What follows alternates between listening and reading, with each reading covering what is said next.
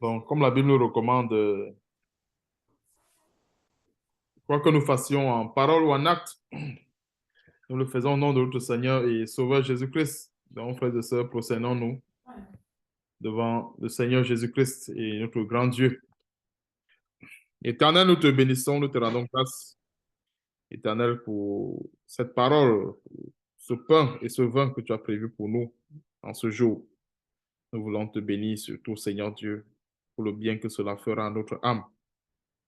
Nous voulons aussi également te bénir, Seigneur, pour le temps et pour toutes les circonstances que tu permets dans nos vies. Donne-nous surtout, Père éternel, de non seulement obéir à cette parole, mais aussi également la mettre en pratique, afin d'être toujours plus que vainqueur dans la foi en Jésus-Christ. Sois béni, sois glorifié pour toutes choses, et surtout, c'est dans le nom puissant de notre Seigneur Sauveur Jésus-Christ que nous t'avons ainsi prié. Amen. Amen, gloire à Dieu. Amen. Amen, gloire à Dieu. Donc, l'enseignement aujourd'hui porte sur la la victoire que nous avons en Jésus-Christ.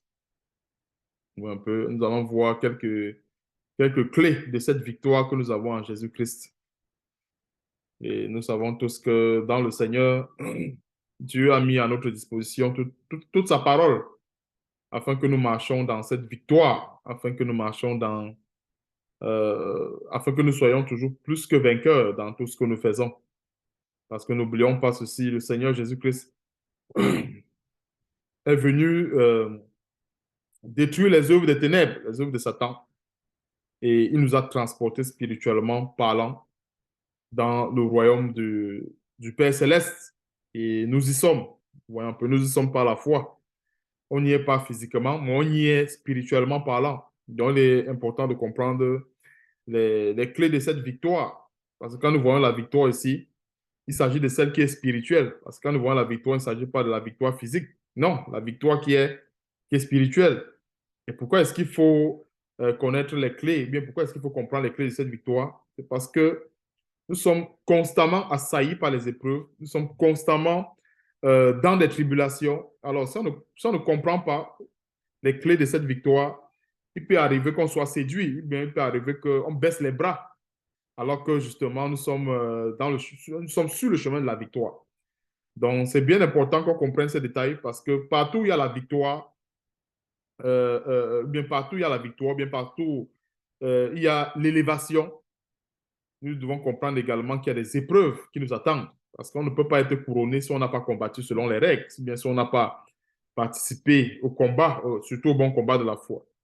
Dans le texte de base, c'est dans 1 Samuel chapitre 17. On va voir l'exemple de David, donc du roi David, un très grand exemple. David et Goliath, que nous connaissons, avec que la plupart d'entre nous connaissons. Nous connaissons beaucoup cette histoire de David et Goliath. Et même généralement dans les gens du monde évoquent cela, souvent cette histoire de David et Goliath.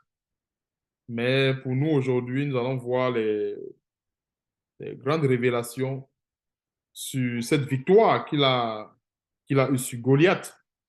Donc, 1 Samuel chapitre 17, on va lire à partir du verset 33. Donc, disons, commençons à lire à partir euh, pour être vraiment dans le bain. C'est une très bonne histoire. Commençons à partir du verset 29. On va vraiment être dans le bain. Surtout que pour la plupart d'entre nous, nous connaissons cette histoire de David et Goliath. David répondit, qu'ai-je donc fait? Ne puis-je pas parler ainsi? Et il se détourna de lui pour s'adresser à un autre et fit les mêmes questions. Le peuple lui répondit pour la première fois, comme la première fois, autant pour moi. Lorsqu'on eut entendu les paroles prononcées par David, on les répéta devant Saul, qui le fit chercher. David dit à Saul que personne ne se décourage à cause de ce Philistin. Ton serviteur ira se battre avec lui. Saül dit à David, tu ne peux pas aller te battre avec ce Philistin, car tu es un enfant et il est un homme de guerre dès sa jeunesse. Et le grand détail qu'on va remarquer en passant ici, nous voyons certes que David était un enfant, mais justement, comme un enfant, l'enfant croit ce qu'on lui dit et l'enfant croit euh, simplement à la parole de Dieu. Parce que nous voyons en général, la plupart des chrétiens fléchissent autant pour moi. Les chrétiens finissent par tomber dans le pied de la tentation à cause de la vaine connaissance.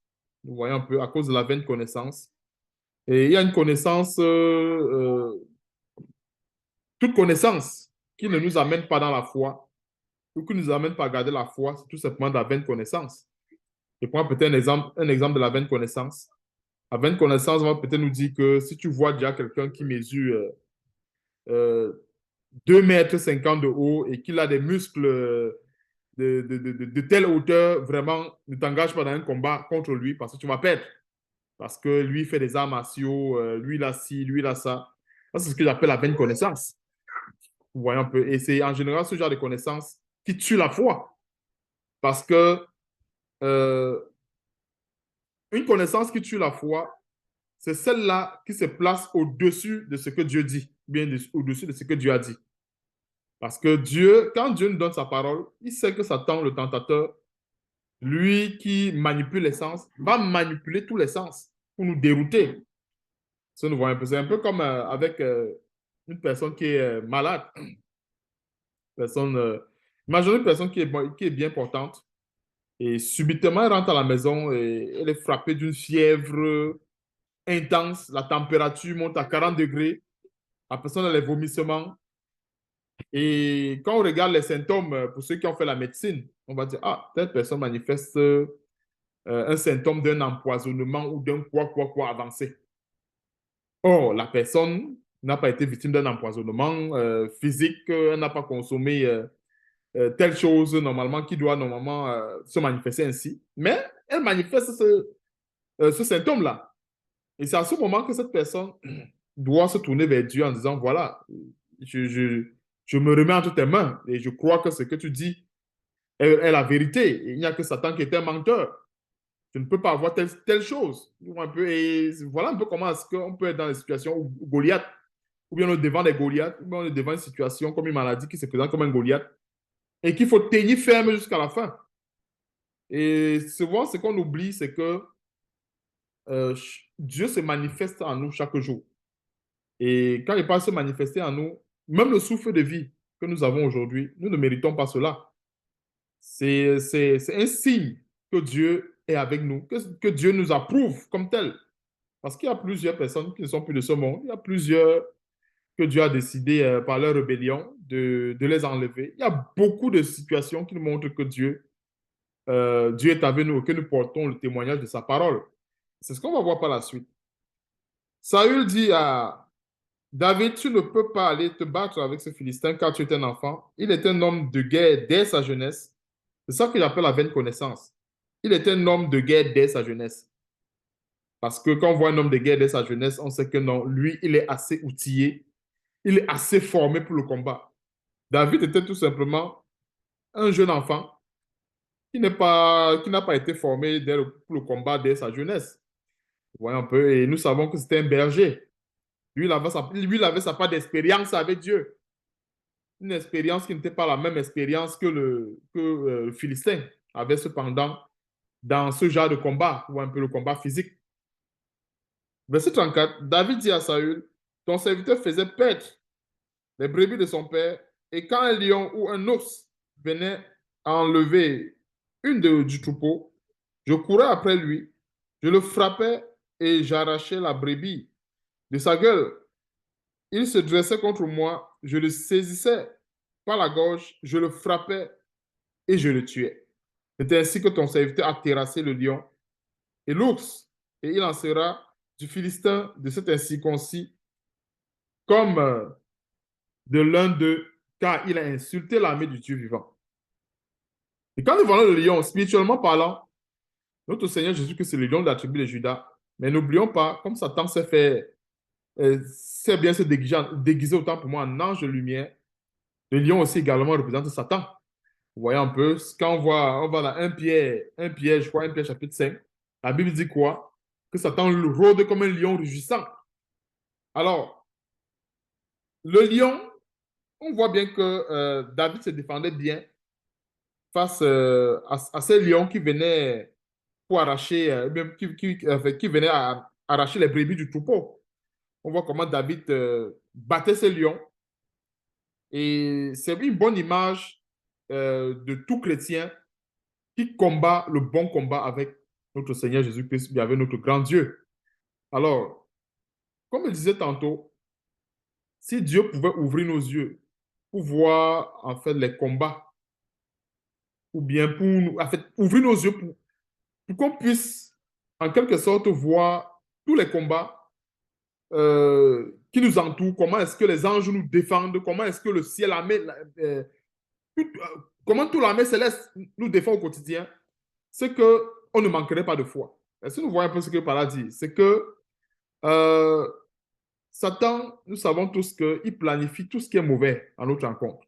Il planifie les accidents, il planifie des meurtres, il planifie des mal, il planifie tout. Or, nous voilà, nous sommes en santé, on n'a pas toutes ces choses, on est bien portant, mais ce n'est pas parce qu'on est fort, mais c'est parce qu'il y a toute une armée qui combat à notre place. À chaque instant, à chaque instant, à chaque heure, à chaque minute, il y a toute une armée céleste qui combat pour nous. Mais est-ce qu'avec nos yeux physiques, on peut voir cela? On ne voit pas. Mais c'est vrai, ce que je dis, c'est réel. Il y a toute une armée céleste qui nous défend. Et c'est pour cela que quand nous voyons l'exemple de David, David ne négligeait pas ce moindre détail, où Dieu se glorifiait, où Dieu se manifestait avec cette victoire que Dieu lui donnait dans ses combats. Est-ce que nous comprenons un peu là où je vais en venir? Donc Dieu se glorifiait. Dieu était en train de montrer sa puissance, montrer sa gloire à David. Lorsqu'il terrassait ce lion, par exemple, qui venait pour arracher la brebis du troupeau. Et tantôt, je parlais du lion. Quand on va dans 1 Pierre chapitre 5, on voit le lion, c'est Satan, figurativement parlant. Alors, ce lion qui vient pour arracher la brebis du troupeau, c'est l'image de Satan qui vient pour ravir les brebis du Seigneur, en quelque sorte. Donc, David avait, euh, euh, avait dans son cœur, bien avait retenu ce témoignage, bien il y avait ce témoignage de la puissance de Dieu dans son cœur. Disons que euh, c'est un grand atout pour un chrétien de retenir le témoignage ou bien de ne pas oublier les bienfaits de Dieu. Je dis ça pourquoi? Parce que quand nous évoluons avec Dieu, Dieu nous fait traverser euh, des cours d'eau, il nous fait traverser des océans, des fleuves, il nous fait passer par le feu. Et généralement, que ce soit les océans, les cours d'eau, que ce soit le feu, ça n'a généralement pas la même intensité. Aujourd'hui, le feu va brûler à une intensité de 5, mais sachant que demain, le feu peut brûler à une intensité de 10. Mais ce n'est pas parce que ça va brûler à une intensité de 10 que Dieu ne sera plus avec nous. C'est pour cela que, comme la Bible le dit, ça nous amène dans un autre volet qu'on doit se focaliser, c'est la pureté du cœur, la pureté de nos mains. Donc, c'est pour ça qu'on va aller dans 2 Timothée chapitre 3 pour essayer de corroborer les textes ensemble. Donc, 2 Timothée chapitre 2 plutôt. Tant pour moi, 2 Timothée. Donc, pendant que nous gardons le témoignage de Christ, nous devons également nous rassurer que nous sommes dans un état de pureté. Parce que si nous ne sommes pas dans un état de pureté, ben, ce témoignage ne servira à rien. 2 Timothée chapitre 2, verset 19. Il est écrit, néanmoins, le solide fondement de Dieu reste debout avec ses paroles qui lui servent de sceau. Le Seigneur connaît ceux qui lui appartiennent et quiconque prononce le nom du Seigneur qui s'éloigne de l'iniquité. Donc, quand nous sommes devant les situations avec des Goliaths, c'est bien important de se rassurer, de s'examiner, qu'on soit dans le camp de Dieu, qu'on n'ait pas les mains souillées. Ou un peu 1 Timothée chapitre 2 dit encore ceci, que celui que je veux que tout homme prie en tout lieu, mais en élevant les mains pures. Donc, c'est clair que si nous avons les mains pures, si nous sommes dans une condition, nous sommes dans une situation où Dieu approuve ce que nous faisons, en fait, nous sommes déjà dans la victoire. Nous sommes déjà dans la victoire. Donc, remarquons que la victoire que nous avons en Jésus-Christ est liée à notre position ou est liée à notre statut d'enfant de Dieu. Comment est-ce que nous défendons ce statut d'enfant de Dieu? Alors, si on le défend mal, ou bien si on ne marche pas d'une manière irrépréhensible devant le Seigneur, nous sommes déjà en train de nous éloigner de cette victoire-là. C'est-à-dire que nous nous mettons du camp de ceux qui vont échouer, ou bien de ceux justement qui vont être battus dans les que Satan va battre autant pour moi dans les combats. On ne se met plus du côté des vainqueurs, mais plutôt du côté plutôt des vaincus. Alors, ce témoignage de David, ça montre tout simplement que nous également, on doit garder dans nos cœurs le témoignage de la parole de Dieu. Et la parole de Dieu se manifeste tantôt d'une manière, tantôt d'une autre dans nos vies. Et nous avons beaucoup de témoignages de cette parole dans nos vies. Comme je disais tantôt, si on commence à étaler ce témoignage, bien les témoignages de la parole de Dieu, on ne va pas en finir. Et nous avons beaucoup de témoignages en ce qui concerne la parole de Dieu. Et c'est pour cela que cela n'est pas en vain. Quand Dieu nous fait passer par cette situation, c'est parce qu'il sait que demain, ça va nous préparer à une autre. Et ainsi de suite, et ainsi de suite, et ainsi de suite. C'est un peu comme une suite logique dans les épreuves. Moi, je me rappelais à l'époque, quand on était à l'école, on nous faisait voir la trigonométrie. Mais des fois, on se dit, mais quand il fait souvent les matières professionnelles, tu vois le professeur, avant d'engager le vif du sujet, il nous rappelle quelques notions trigonométriques. On dit, mais pourquoi est-ce que tu nous rappelles la notion de la trigonométrie? Nous, on est dans la technique. Mais pourquoi est-ce que tu nous rappelles la trigonométrie? Il dit, non, ça va vous servir plus tard. Mais quand on évolue plus tard dans la matière professionnelle, on voit qu'on utilise les outils de la trigonométrie pour pouvoir comprendre des systèmes qui sont assez simples. Est-ce que nous voyons un peu? Et c'est comme ça, c'est comme ça les épreuves. C'est que Dieu nous fait passer par certaines situations parce que quelque part, il nous prépare à de plus grands. C'est pour cela que quand nous sommes dans les épreuves, quand nous sommes dans les situations, nous devons toujours rechercher la face du Seigneur parce que Dieu a toujours un plan pour nous. Dieu va nous donner telle épreuve parce qu'il sait que demain, ça va nous conduire sur telle voie, sur tel chemin, et c'est là où il nous attend. Donc, Dieu ne nous éprouve pas au hasard. Il faut qu'on oublie ça. Dieu ne nous éprouve pas au hasard. Chaque épreuve que nous pouvons traverser dans nos vies, Dieu le sait. En fait, Dieu sait pourquoi. C'est parce que quelque part, il a prévu. Il a prévu quelque chose en rapport avec ce que nous traversons. Et c'est pour ça qu'il le permet. Et c'est pour ça que quand on s'éprouve et qu'on voit que nous sommes dans la vérité, que nous sommes dans la parole, alors il faut supporter, comme la Bible dit, patiemment l'épreuve, remettre sa confiance dans les mains du Seigneur et croire que le Seigneur est le rémunérateur de tous ceux qui le cherchent. Et c'est comme ça que nous avons au final la victoire. Verset 36. C'est ainsi que ton serviteur a terrassé le lion et l'ours, et il en sera du Philistin de cet incirconcis, comme de l'un d'eux, car il a insulté l'armée du Dieu vivant. David dit encore, l'Éternel m'a délivré de la griffe du lion et de la patte de l'ours. Je venais de montrer tantôt que le lion, figurativement parlant, selon 1 chapitre 5, encore une fois de plus, Satan. David dit encore, l'Éternel m'a délivré de la griffe du lion et de la patte de l'ours. L'Éternel qui m'a délivré, autant pour moi, frères et sœurs, qui m'a délivré de la griffe du lion et de la patte de l'ours, me délivrera aussi de la main de ce Philistin. Et Saül dit à David, va et que l'Éternel soit avec toi. Saül fit mettre ses vêtements à David. Saül fit mettre ses vêtements à David. Il plaça sur sa tête un casque d'airain et le revêtit d'une cuirasse.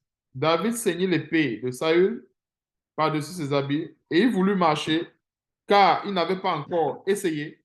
Mais il dit à Saül, je ne puis marcher avec cette armure. Je, je n'y suis pas accoutumé et il s'en débarrassa. Alors, la grande révélation qu'on peut comprendre dans l'armure de Saül ici, c'est quoi? Quand nous allons combattre l'ennemi, on ne peut pas combattre uniquement avec les moyens que Dieu nous donne. Est-ce que nous voyons ceci? L'armure de Saül, tout l'épée de Saül, ce n'était pas le moyen par lequel Dieu devait terrasser Goliath. Et c'est pour cela que on doit beaucoup faire attention sur les moyens que nous utilisons pour combattre. Et David a bien discerné cela. Et je ne crois pas que David aurait battu Goliath avec toute cette armure-là. Il ne devait pas battre Goliath avec tout cela. Dieu a un chemin. Dieu a mis en place une voie. Et cette voie, c'est Jean chapitre 14, verset 6. C'est Jésus-Christ. Alors, celui qui va être plus que vainqueur doit marcher sur cette voie. C'est-à-dire qu'il n'y a pas une autre voie. Et c'est ce qu'on peut comprendre ici avec toute l'armure de Saül, l'épée de Saül et tout ça. Et regardons le détail ici. Qu'est-ce que David dit?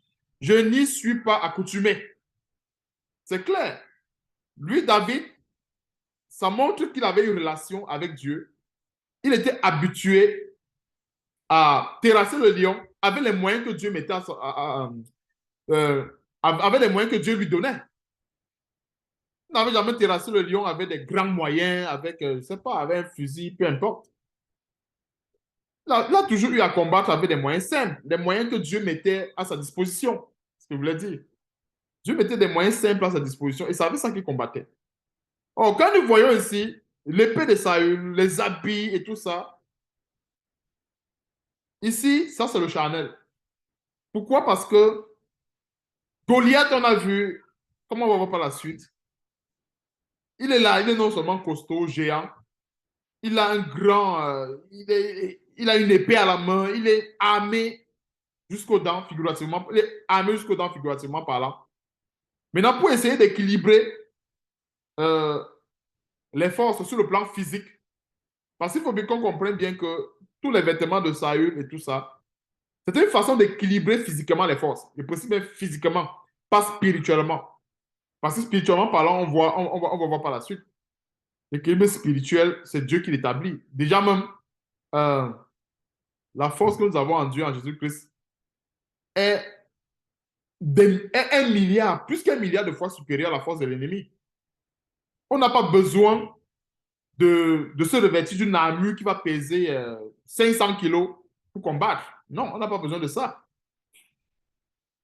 Vous voyez un peu, comme plusieurs égarements que nous voyons dans certaines assemblées, les gens qui utilisent des machettes, des houes, des quoi pour combattre. On n'a pas besoin de ça. L'épée de la parole de Dieu et le bouclier de la foi, y compris la ceinture de la vérité, tous les armes que nous voyons dans Éphésiens chapitre 6, tout cela est suffisant pour combattre Satan, c'est-à-dire éteindre les traits enflammés du malin. Donc, David n'était pas accoutumé à toute cette armure de Saül. Et comme je disais tantôt, ça représente quoi? Les moyens du monde. En fait, les moyens de l'Égypte. Ben, c'est clair que si David partait avec tous ces moyens, il n'allait pas gagner. Il ne pouvait pas gagner. Et c'est par la suite qu'on va voir comment on va voir les armes spirituelles qu'il avait à sa possession pour terrasser Goliath. Donc, David saignit l'épée de Saül. Bon, ne peut même pas dire son épée, c'est l'épée de Saül. Par-dessus ses habits. Et il voulut marcher quand il n'avait pas encore essayé. Mais il dit à Saül, je ne puis pas marcher avec cette armure. Je n'y suis pas accoutumé. Et il s'en débarrassa. C'est ça. Nous devons nous débarrasser de tout ce qui n'est pas de Dieu. Ce n'est pas parce que nous sommes dans telle situation. Moi, peut-être les hommes, un chrétien qui est dans une situation, quelqu'un va lui dire, ah, vraiment, pour ton problème là, je connais une personne qui avait le même problème que toi. Et c'est le pasteur tel qui l'a guéri. Va aussi également voir le pasteur tel. Il y a beaucoup qui ont été séduits comme ça. Non, le pasteur tel a guéri tel, de telle maladie. Et je vois que tu as la même maladie. Va voir le pasteur tel, il guérit telle maladie. Et c'est Jésus-Christ qui guérit. C'est notre Seigneur Jésus-Christ qui guérit, qui a emporté nos maladies, nos infirmités. Et c'est comme cela que cette personne sera détournée si elle accepte de la véritable voie du Seigneur pour aller voir un pasteur marabout, soi-disant. Donc, c'est bien important que nous comprenions ces moyens que David a employés.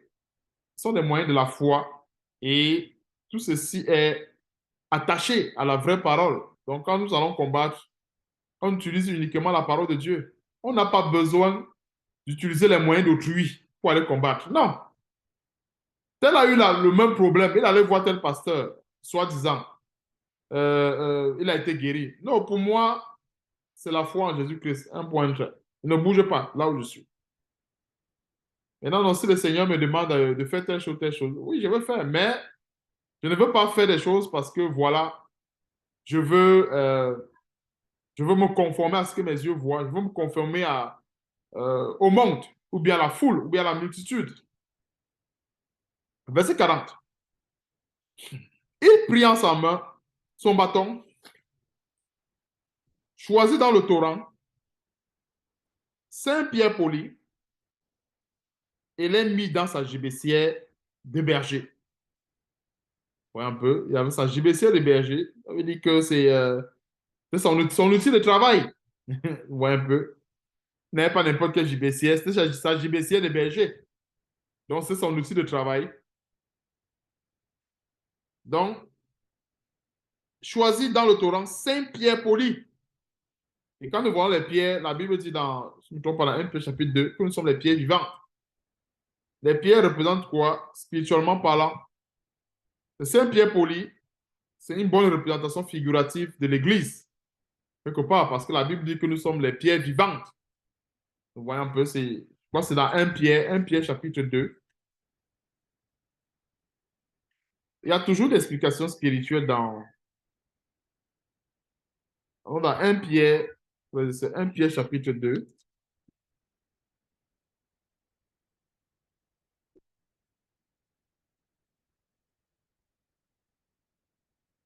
1 Pierre, Jacques. 1 Pierre chapitre 2, verset, à partir du verset 4 à 5.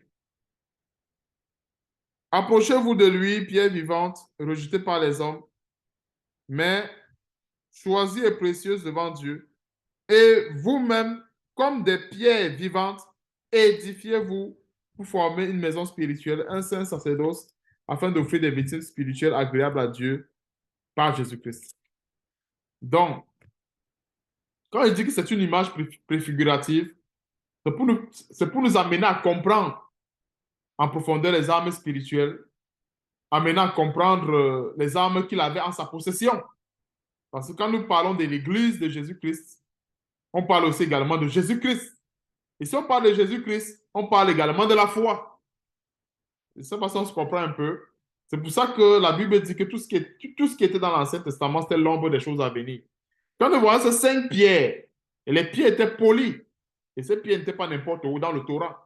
Regardons l'eau du torrent. Ce n'est pas une eau, enfin, l'eau du torrent ce n'est pas une eau qui stagne. C'est-à-dire l'eau, ça ruisselle, ça s'en va. Ça ruisselle, ça s'en va. Et c'est l'image de la parole de Dieu qui doit être renouvelée dans notre intelligence sans cesse. Ce que nous voyons un peu. Ce n'est pas une eau qui ramasse à souiller et ça revient encore à souiller. Non. C'est une eau qui ruisselle, ça s'en va. Et c'est aussi également l'image d'un chrétien ou bien des chrétiens qui sont polis par la parole de Dieu. Parce que la parole de Dieu est là pour nous polir. Quand nous recevons un verset aujourd'hui, ce verset va accomplir, par exemple, l'effet A. Le deuxième verset accomplit l'effet B. Le troisième verset, l'effet C. Alors, si on fait le cumul, c'est clair qu'au final, ces 3 versets ont accompli au final l'effet A plus B plus C. Et tu vois, c'est tous ces effets qui contribuent à nous polir, tu vois, un peu, quand le Seigneur nous donne de mettre en pratique sa parole, ça nous polit. Et il a mis les sensibilités de berger et dans sa poche, puis sa fronde dans la main, il s'avança contre le Philistin. Le Philistin s'approcha peu à peu de David et l'homme qui portait son bouclier marchait devant lui. Le Philistin regardait et lorsqu'il aperçut David, il le méprisa, ne voyant en lui qu'un enfant blond et d'une belle figure. Alors pourquoi est-ce que le Philistin n'a vu en lui qu'un enfant? blond et d'une belle figure. Pourquoi est-ce qu'il a vu cela? C'est normal, le Philistin n'est pas avec Dieu, le Philistin n'était pas avec Dieu. Et la révélation qu'on peut comprendre ici, c'est que tous ceux qui combattent avec Satan, ou bien tous ceux qui sont du camp de Satan, ne peuvent rien voir de la puissance de Dieu. On voit un peu, quand dit rien voir de la puissance de Dieu, c'est ce qui est caché derrière le physique que nous avons. Parce que nous sommes là physiquement parlant, mais Dieu a caché en nous sa puissance. Ce que nous voyons, c'est donc, le Philistin l'a méprisé. Pourquoi? Parce qu'il a vu qu'un enfant.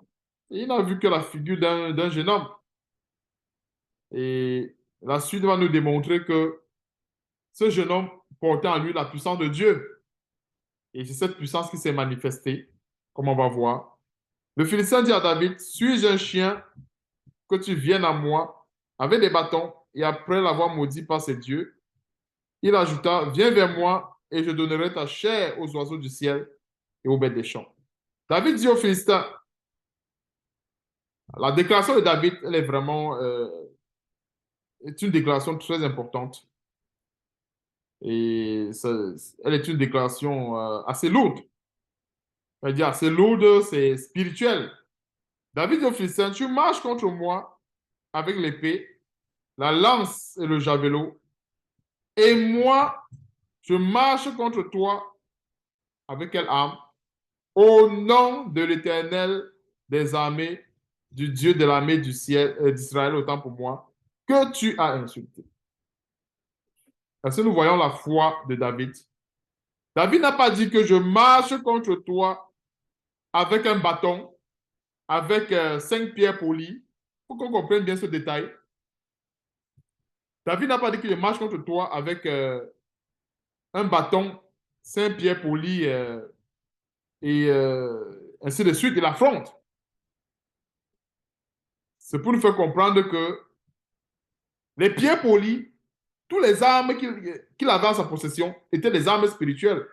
Est-ce qu'on comprend un peu ce qui est caché, la révélation qui est cachée derrière tous ces pierres polies qu'il avait, front de bâton, etc. Il a dit ceci, et notons qu'il avait les pierres polies, il avait le bâton, il avait tout ça. Mais, voici ce qu'il dit aux Philistins, tu marches contre moi avec l'épée, c'est-à-dire les armes physiques, la lance, le javelot, et moi je marche contre toi au nom de l'Éternel des armées, du Dieu de l'armée d'Israël que tu as insulté. Et ça nous rappelle quoi? Le nom qui est au-dessus de tout nom. Donc, le nom qui est au-dessus de tout nom. C'est avec ce nom que nous marchons. Est-ce que nous voyons un peu? C'est avec ce nom que nous marchons. Le nom qui est au-dessus de tout nom. Donc, dans Philippiens, on prend ce nom qui est au-dessus de tout nom. Philippiens chapitre 2 sont les grandes clés de la victoire que nous avons déjà en Jésus-Christ. C'est pour ça que je disais tantôt, si nous marchons dans l'irrépréhensibilité de la parole, on se sanctifie constamment, cette victoire est déjà de notre côté. On ne sera pas victorieux, on est déjà victorieux. Donc, Philippiens chapitre 2, on va lire à partir du verset 9 jusqu'au verset 11, et le reste, je vais résumer rapidement. Philippiens chapitre 2, c'est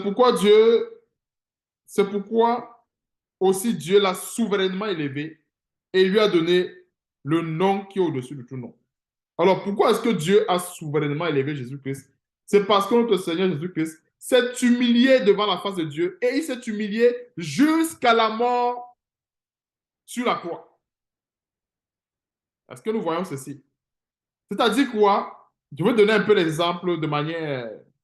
Je vais parler étape par étape pour qu'on puisse bien comprendre cette humiliation et la portée de cette humiliation en plus. Je prends un exemple. Le Seigneur Jésus-Christ s'est humilié au niveau 1.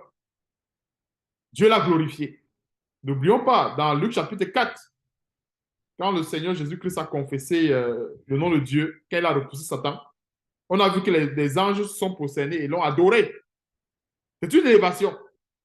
Est-ce que nous voyons ceci? C'est une élévation. Donc Dieu l'a élevé. Alors Dieu l'élève. Il se rabaisse encore. Dieu l'élève encore avec des miracles et des prodiges. Il se rabaisse.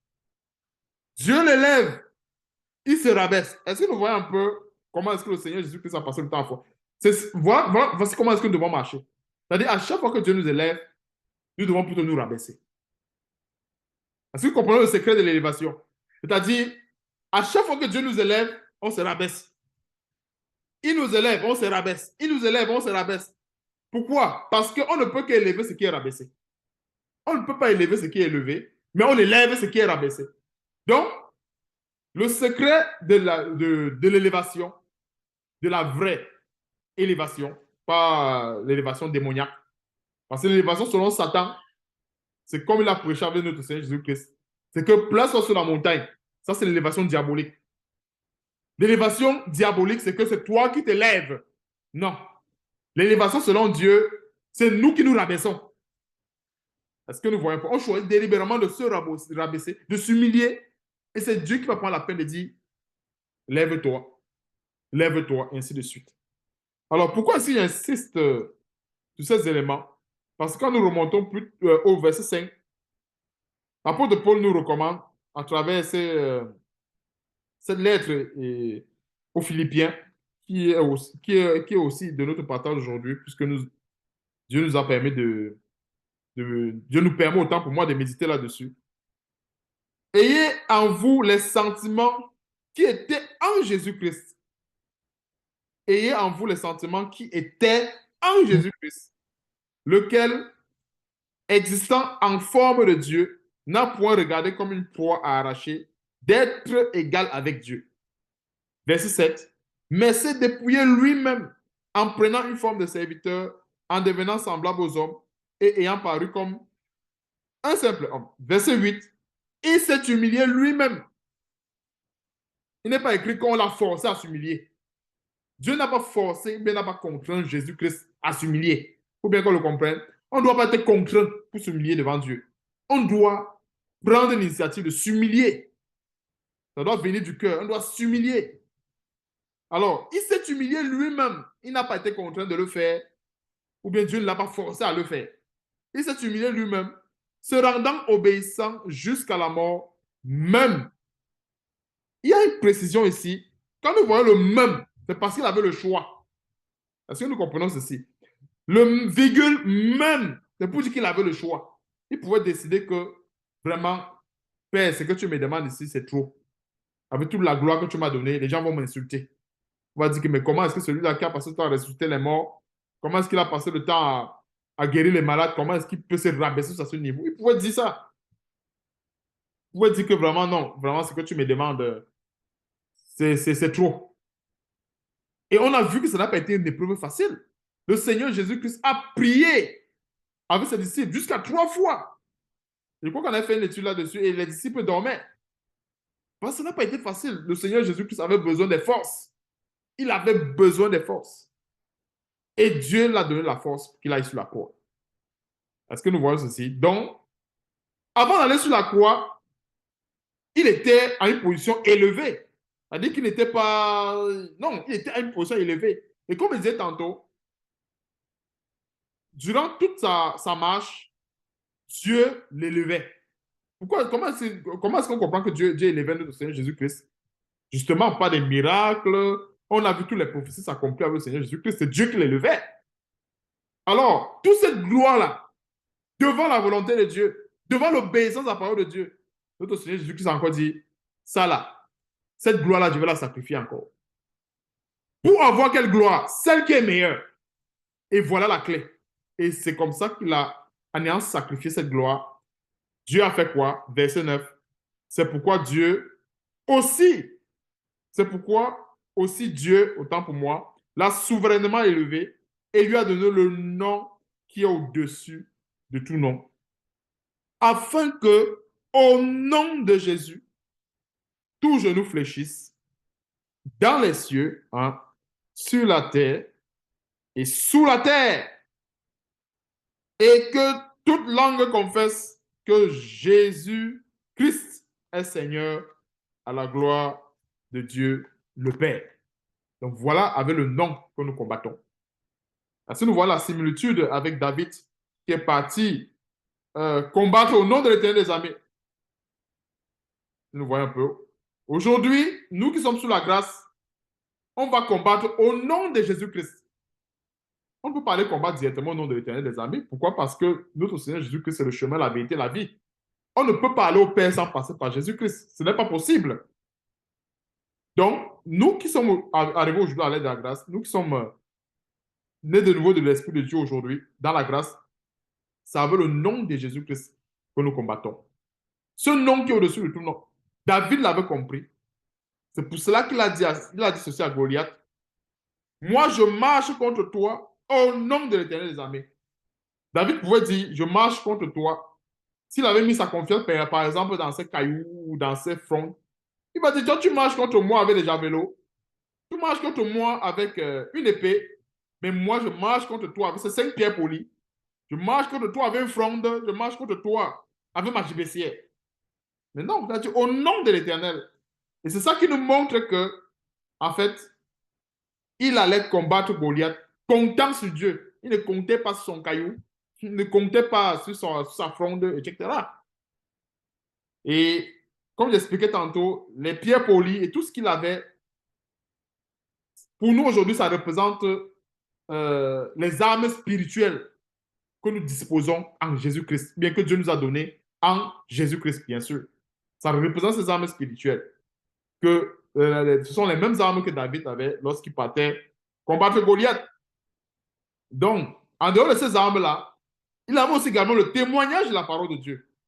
C'est-à-dire quoi? Les lions, les lions qui terrassaient, lorsque ces lions venaient pour arracher la brebis, le Seigneur, on a vu tantôt que David plongeait sur ce lion et il arrachait la brebis. Et c'est ça, en fait, le témoignage que nous devons garder de la parole de Dieu. Parce que, comme je disais tantôt, nous traversons au quotidien des épreuves, des situations. Et ce témoignage doit rester. Parce qu'aujourd'hui, Satan veut souvent nous amener à oublier le témoignage de la parole de Dieu. Mais ce n'est pas à nous on ne doit pas oublier cela. Et peu importe l'épreuve. Parce que des fois, on va peut-être avoir, peut-être on va traverser une situation, je donne un exemple d'accident hier. On va dire, OK, bon, peut-être c'était parce que j'avais mis ma ceinture de sécurité, parce que je ne voulais pas vivre à l'heure. Ça, c'est le raisonnement des hommes. Oh, il y a plusieurs qui sont certes bien protégés, mais qui font des accidents sans mourir. Que nous voyons plus, qui font des accidents sans mourir. Mais Dieu nous a épargnés. Alors, il nous a épargnés d'une situation pareille. C'est pour qu'on garde le témoignage. Parce qu'une autre épreuve, l'autre épreuve qui arrivera, on aura besoin de ce témoignage pour pouvoir s'en sortir.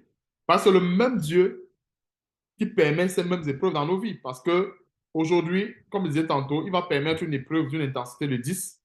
Demain, le même Dieu permettra encore qu'on ait une épreuve d'une intensité plutôt de 20. Sachant que ce n'est pas la foi qui va nous délivrer. Parce que très souvent, on doit pouvoir comprendre le mécanisme par lequel Dieu nous délivre. Dieu nous délivre essentiellement par le mécanisme de la foi. Alors, cette foi repose en grande majorité sur notre assurance et sur notre confiance. Voici les deux grands éléments où la foi repose. C'est-à-dire l'assurance et la confiance. C'est-à-dire quoi? Je vais d'abord commencer par la confiance. La confiance, pourquoi? Parce que nous qui cheminons avec Dieu, bien qu'avons cheminé avec Dieu, à un moment donné, notre relation avec Dieu ne doit pas être une relation vide. On doit avoir une confiance. Et des fois, on perd souvent un peu plus, quand ça concerne les choses de Dieu, on oublie un peu plus, on devient plus incrédule. Quoi c'est ça le terme? On devient un peu plus incrédule quand ça concerne les choses spirituelles. Je donne un exemple.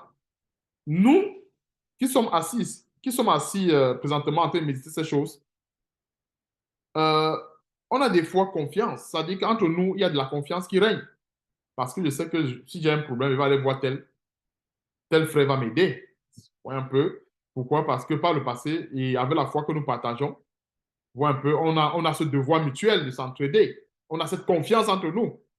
Alors, si nous qui sommes euh, des êtres faillibles, un peu, c'est pas parce que nous avons l'Esprit de Dieu que nous sommes plus faillibles.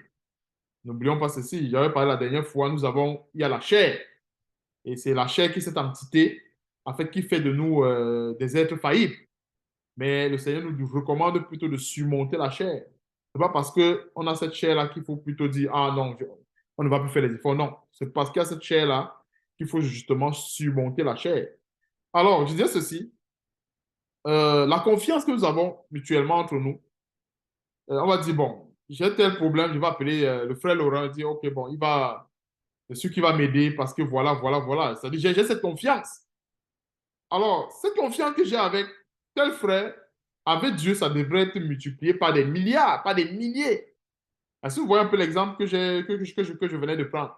Pour dire que euh, cette confiance-là que nous avons en notre Dieu est une grande arme aussi également contre les ruses de Satan. Parce que si on n'a pas déjà confiance en Dieu, ça crée une porte, une grande défaillance dans le combat. Et Satan le sait. Quand ils sont dans le combat, Satan le sait. Satan sait si on a confiance ou pas en notre Dieu. Il le sait. Et je vous assure, il le sait. Le chrétien qui n'est pas confiant, ou bien qui n'a pas mis sa confiance en Dieu, Satan sait que celui-là n'a pas mis sa confiance en Dieu. Ça se manifeste comment? Par l'attitude, la détermination.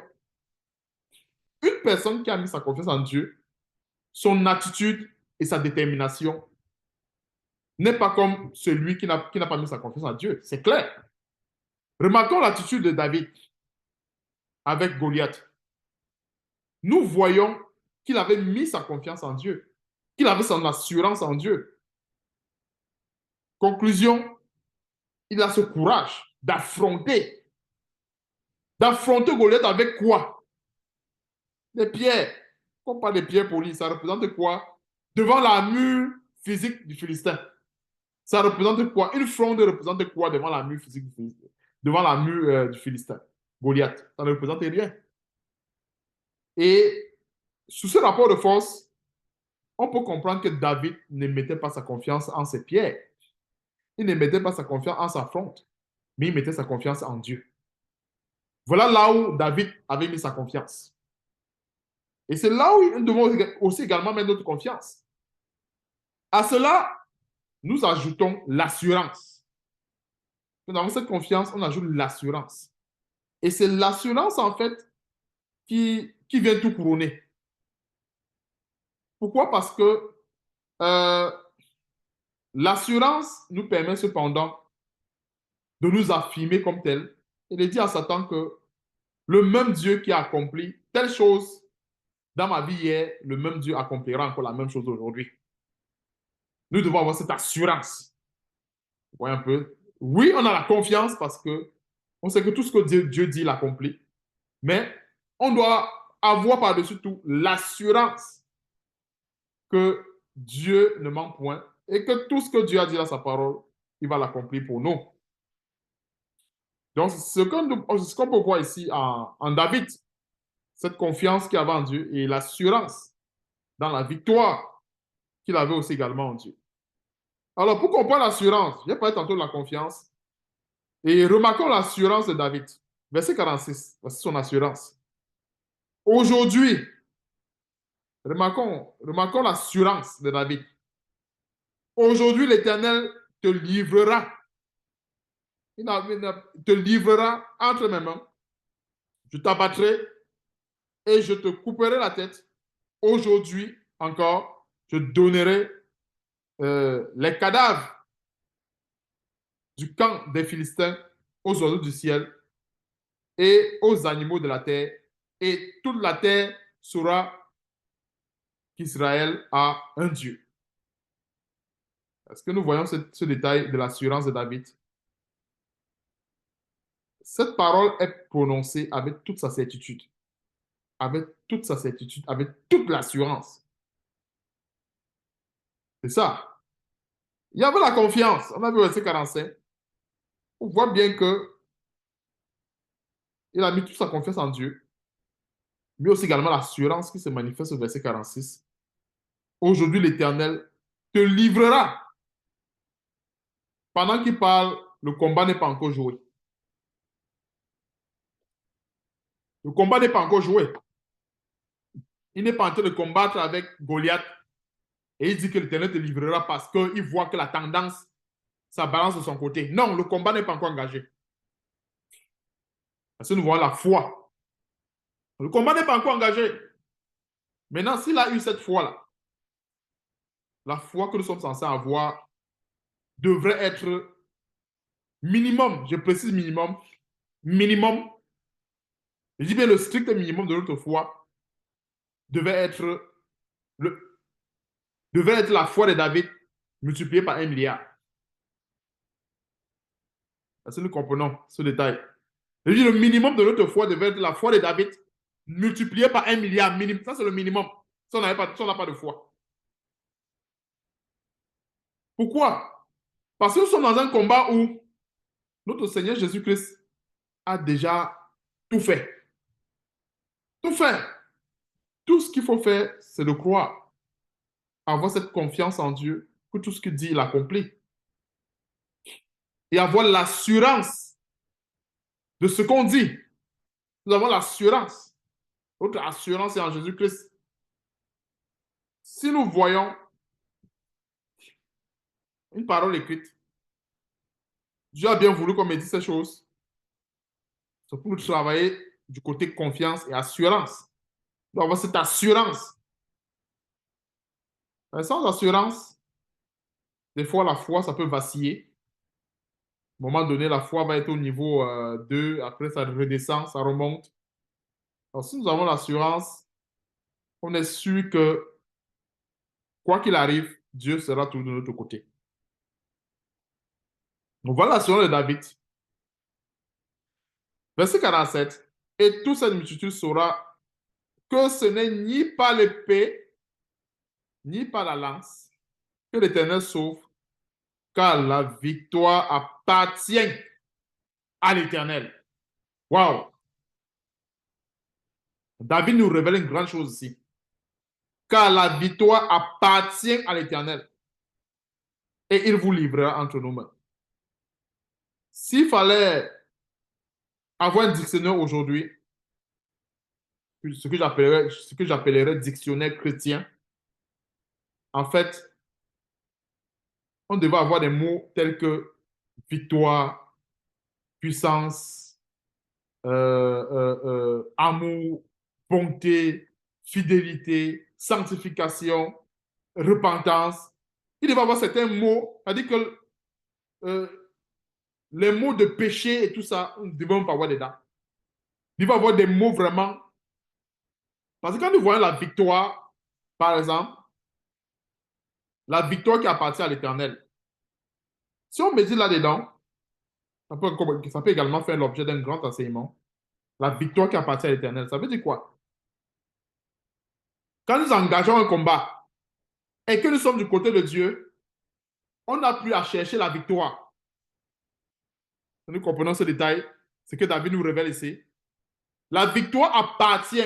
Alors, si la victoire appartient à l'Éternel et que je suis dans un combat, je dois me préoccuper de ma position. Je suis de quel camp? Puisque la victoire appartient à l'Éternel. Donc, si j'ai un combat à livrer, la première chose à faire, ou bien la première chose que le chrétien devrait faire, devrait de savoir, je suis dans quel camp? De manière plus simple, si le chrétien est dans une situation d'interdit ou de péché, qu'est-ce qu'il doit faire? Il doit se repentir. Il doit se repentir pour être du côté de Dieu afin de bénéficier de la victoire. Est-ce que nous comprenons ce détail? Parce que plusieurs chrétiens aujourd'hui, oh, David a vaincu Goliath, on lance, on balance, oh, vraiment, je fais ceci. Oui, c'est vrai.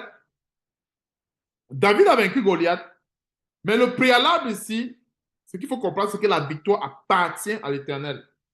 Donc, l'une des clés de cette victoire, c'est de s'assurer qu'on soit déjà du bon côté. Sinon, le combat sera, en fait, sinon c'est un vain combat. C'est comme une personne qui est là, qui veut combattre. Il s'échauffe, il s'échauffe. Et pourtant, il n'est pas là du bon côté. On comprend que la personne s'embrouille. Et c'est pour ça que nous, chrétiens, quand nous sommes dans une situation de combat, on doit s'assurer. Est-ce que je suis du côté de Dieu? Alors, si je suis du côté de Dieu, c'est fini. La victoire appartient à l'Éternel. C'est une grande révélation aussi. La victoire, ce n'est pas le genre, il faut combattre. Non, ça appartient à l'Éternel. Donc, en principe, le grand combat que nous avons à faire, c'est de se positionner du côté de Dieu.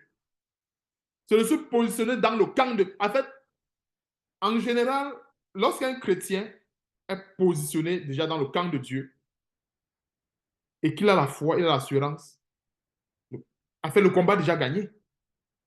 Pourquoi? Parce que la première chose, c'est quoi?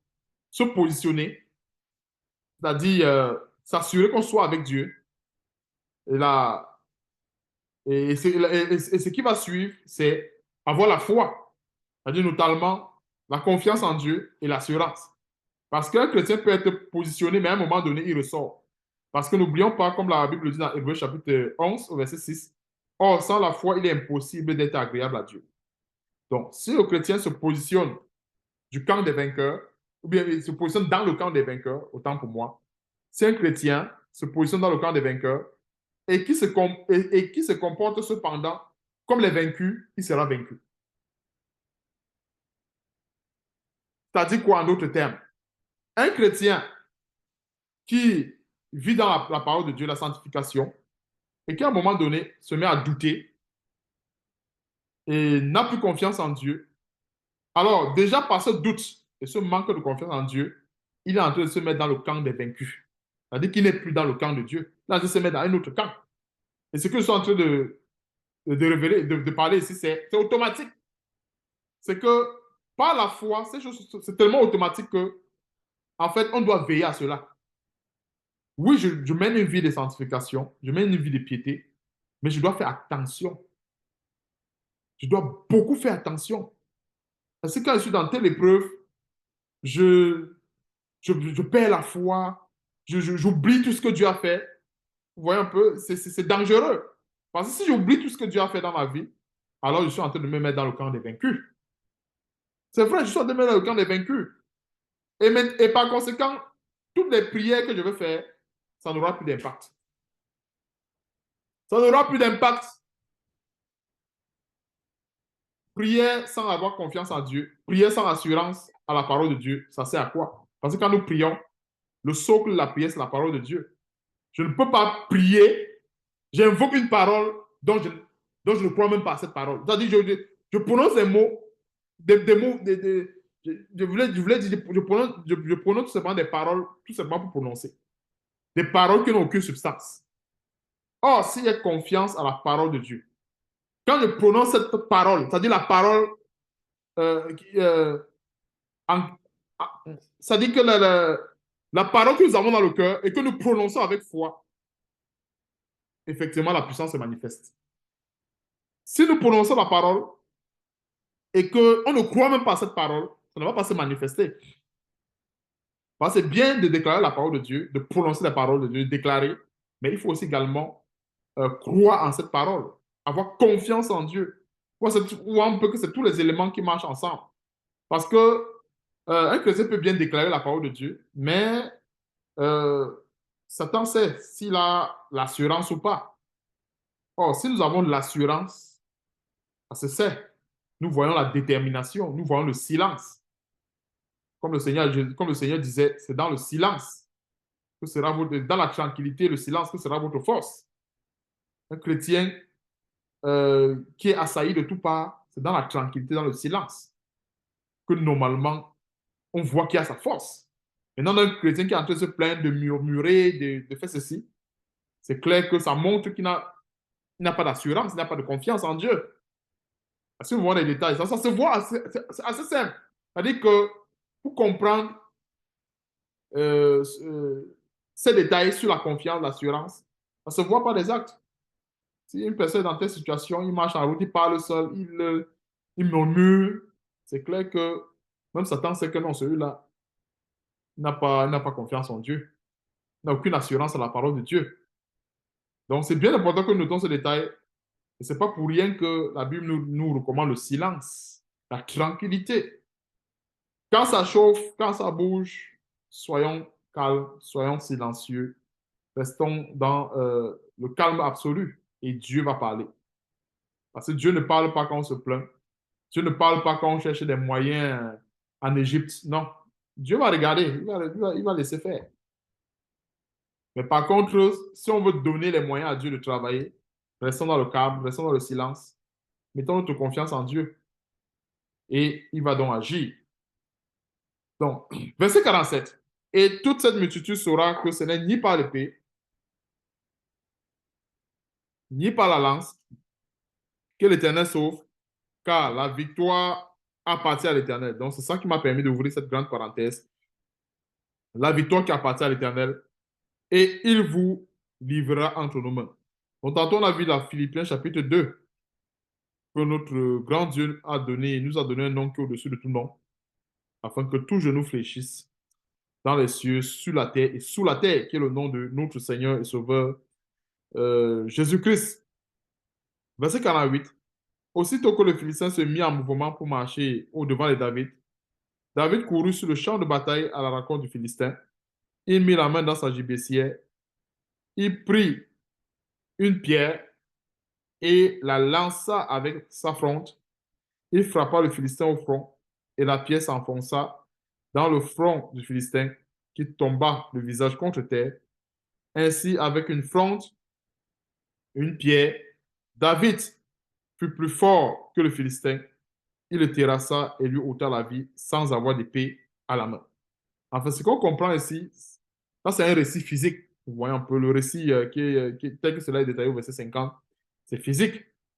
En réalité, ce n'est pas avec une fronde et une pierre qu'il a été plus que vainqueur. C'est plutôt avec le nom de l'Éternel des armées. Il a utilisé uniquement des ressources qui sont spirituelles, comme on l'a développé tantôt. Parce que la fronde et la pierre, c'est ce que les gens ont vu. Tous ceux qui ont été physiques, ils ont vu la fronde et la pierre. Mais spirituellement parlant, Dieu est en train d'ouvrir nos yeux pour nous faire comprendre les armes qui étaient derrière, ou bien tous les moyens que David a eu à employer, tous ces moyens que David a eu à employer pour pouvoir combattre Goliath, c'était des moyens qui étaient essentiellement spirituels. Il n'y avait aucun moyen qui était physique. Et comme je disais tantôt, la pierre et la fronde n'étaient que des moyens, entre guillemets, physiques que tout le monde pouvait voir. Mais spirituellement parlant, comme je disais tantôt, spirituellement parlant, il y avait des grandes révélations sur sa foi. Parce que pour la plupart, quand moi j'ai lu cela par le passé, euh, ça donne l'impression qu'avec une pierre et une fronde, ben, ça donne la victoire. Et pourtant, non. C'était juste la confiance en la pierre, la confiance en la fronde. Ce qu'on peut déduire autant pour moi, il ne devait pas avoir de victoire. La confiance était en l'Éternel. C'est ça. Et Dieu, qui dit dans Ésaïe 55, autant pour moi, verset 9, la Bible dit ceci, autant les cieux sont élevés au-dessus de la terre, autant mes voix sont au-dessus de vos voix. C'est Dieu qui a pourvu à un moyen X, tel que le caillou et la fronde pour terrasser Goliath. Mais nous savons que ce qui se cache derrière cette victoire, c'est tout simplement cette confiance et cette grande assurance. Mais alors une grande assurance que David avait envers son Dieu. Très grande assurance d'ailleurs, parce que aller jusqu'à proclamer aller jusqu'à donner des déclarations comme ça, assez certaines à l'ennemi, en disant que voilà, l'Éternel te livrera entre mes mains. Waouh, il faut avoir une assurance. Il faut avoir une très grande assurance. Pourquoi? Parce que le combat n'est pas en train de se jouer. Parce que si le combat est en train de se jouer et que selon les pronostics, c'est David qui est en train de mener, il pouvait dire, OK, l'Éternel te livrera. Si nous comprenons il y a un peu une suite logique. Parce qu'il y a quand même un pronostic. Bon, ils sont en train de te mener, donc c'est-à-dire l'Éternel va te livrer. Mais là, le combat n'est pas encore joué. Il y va essentiellement par la foi. Il utilise uniquement la foi pour y aller. Et avec cette grande assurance et cette grande confiance. Donc, en fait, c'est ça qui doit nous permettre de comprendre ce qui s'est caché, bien ce qui se cache derrière cette victoire. Et c'est aussi également la même chose avec nous aujourd'hui. Quand nous avons des combats contre des Goliaths, on ne doit pas oublier cette confiance qu'on doit avoir à Dieu, cette assurance. Et j'insiste beaucoup plus sur l'assurance. Parce que nous voyons un peu. Et on va également aller dans Romains chapitre 8. C'est là où on va terminer pour l'assurance que l'assurance, c'est quelque chose. Vraiment, assurance.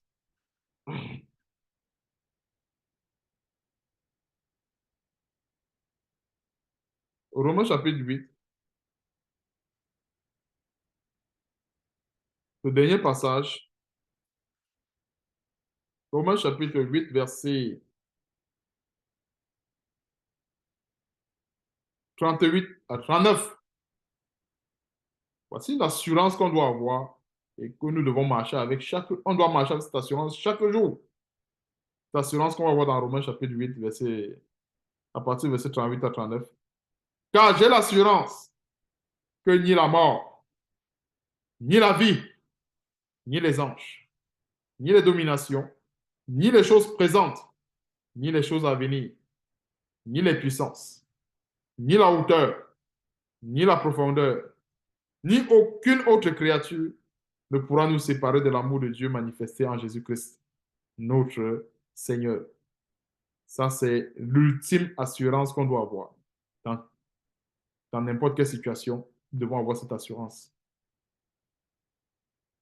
Si on voit ce détail, car j'ai l'assurance que ni la mort.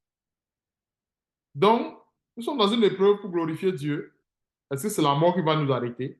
Non. Est-ce que c'est la vie qui va nous arrêter? Non. Ce ne sont pas les anges non plus. Ce ne sont pas les choses présentes. Ce ne sont pas les démons avec leur puissance démoniaque et la hauteur, la profondeur. Ce n'est pas cela qui va nous séparer de la volonté de Dieu, mais qui va nous séparer de l'amour de Dieu qui a été manifesté en Jésus-Christ. Et si nous avons une assurance comme cela, c'est clair que nous sommes déjà plus que vainqueurs. Nous comprenons ceci parce que Dieu nous a déjà donné la victoire. Tel qu'on a vu avec David, la victoire appartient à l'Éternel. Mais alors, il faut la saisir. Il faut saisir cette victoire. Elle appartient à l'Éternel, mais il faut la saisir. Maintenant, pour la saisir, on a besoin d'avoir cette confiance en Dieu et l'assurance. Toute l'assurance doit déborder. Parce que tel que nous voyons Romains chapitre 8, verset 38 à 39, si nous avons une assurance comme cela, qu'est-ce qui pourra nous arrêter? Rien. Rien. Parce que la Bible dit ni la mort. C'est-à-dire quoi? La Bible dit que les apôtres ils ne faisaient aucun cas de leur vie. Ils avaient cette assurance. Ils ne faisaient aucun cas de leur vie. S'ils devaient mourir, s'ils devaient vivre, ce n'était pas là leur problème. Tout ce qu'ils avaient à cœur, c'est de faire la volonté de Dieu. Un point, un trait. Est-ce qu'ils devaient vivre? Est-ce qu'ils devaient sortir de là avec un bras coupé, arraché? Ce n'était pas là leur affaire. Voici l'assurance qu'on doit avoir. Dans tous les combats, et possiblement tous les combats, on doit avoir cette assurance. Et si on a cette assurance, c'est clair que nous sommes déjà plus que vainqueurs. Nous sommes déjà plus que vainqueurs. Parce que, comme nous voyons le verset précédent, quand on dit nous sommes déjà plus que vainqueurs, on peut penser que c'est automatique. Non, il y a des éléments qu'il faut greffer pour être plus que vainqueur. Parce que je peux dire que je suis plus que vainqueur, mais si je n'ai pas l'assurance, si je n'ai pas la confiance en Dieu, je suis en train de me tromper. Nous sommes tous d'accord, je suis en train de me tromper. Je ne suis pas plus que vainqueur. Satan va venir pour m'éprouver. Satan va dire oui. Tu me dis que tu es plus que vainqueur. Mais tu es plus que vainqueur en qui? Puisque je vois que tu n'as même pas confiance en Dieu. C'est à ce moment que la bouche se ferme. Il va dire, mais tu es plus que vainqueur en qui? Parce que nous sommes plus que vainqueurs en Jésus-Christ. Je ne peux pas dire que je suis plus que vainqueur en Jésus-Christ. Et pourtant, je n'ai même pas déjà confiance en Dieu. Voilà un peu que c'est comme se mentir à soi-même. Ouais, un peu, c'est comme se mentir à soi. Et tous ces éléments, spirituellement parlant, l'ennemi peut voir ça. Et comme je disais tantôt, notre attitude le témoigne également. Parce qu'un chrétien qui a cette assurance, cette confiance, il ne recule devant aucune épreuve. Il avance. Il avance seulement. Il ne recule pas, il avance. Et j'ai remarqué un détail dans les combats du peuple de Dieu dans l'Ancien Testament. Quand Dieu leur donnait la victoire, c'est eux qui partaient à l'attaque. Il précise que c'est eux qui partaient. Ils partaient attaquer et ils gagnaient. Ils partaient gagner, ils avaient le territoire, ils gagnaient, ils gagnaient. Ils étaient offensifs. Et très offensifs d'ailleurs. Je précise quand l'Éternel les avait livrés, par exemple, un peuple, ils devaient partir combattre le peuple et ils devaient les vaincre. Et c'est la même chose avec nous. Donc, que ce soit, parce que nous avons les combats partout, que ce soit sur le plan social, marital, même notre vie personnelle, on a très souvent des combats, mais nous devons tout simplement retenir que sans cette confiance inébranlable, sans cette assurance inébranlable aussi en Dieu, c'est clair que nous sommes déjà vaincus. Mais si nous avons cette confiance telle que nous avons vu dans le combat de David et Goliath, que ce n'est pas l'épée, ce n'est pas la fronde, ce n'est pas le caillou qui a terrassé Goliath, mais c'est vraiment cette foi-là que nous sommes censés avoir pour pouvoir justement terrasser l'ennemi. Donc, que Dieu soit loué pour cet enseignement et que Dieu, le Père céleste et son Fils Jésus-Christ soient encore une fois de plus glorifiés et qu'il nous donne de mettre ces choses en pratique. Nous savons tous que c'est pas souvent évident. Quand nous sommes devant les épreuves, c'est facile d'oublier, mais que Dieu nous donne de se rappeler. C'est pour ça que le but de ces enseignements, c'est pour nous rappeler la parole de Dieu. Qu'on se rappelle. Parce que c'est facile d'oublier la parole de Dieu, c'est facile d'oublier. Donc, que Dieu soit loué encore une fois de cet enseignement et que le nom de notre grand Dieu et notre Seigneur Jésus-Christ soit glorifié. Amen. Amen. Amen. Amen. Amen.